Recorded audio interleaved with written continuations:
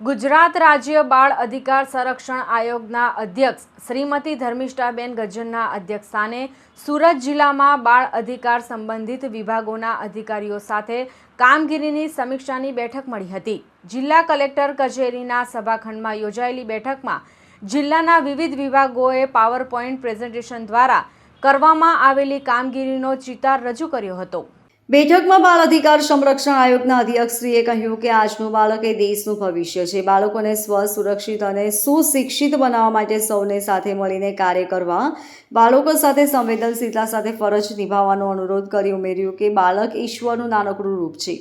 બાળ અધિકારો માટે ટીમવર્કની ભાવના સાથે કાર્ય કરવા પર ભાર મૂકી તેમણે વિવિધ વિભાગના અધિકારીઓને બાળકોના હિત અને અધિકારીઓ ન છીનવાય તે દિશામાં વધુ અને વધુ શ્રેષ્ઠ કામગીરી કરવા જરૂરી માર્ગદર્શન આપ્યું હતું।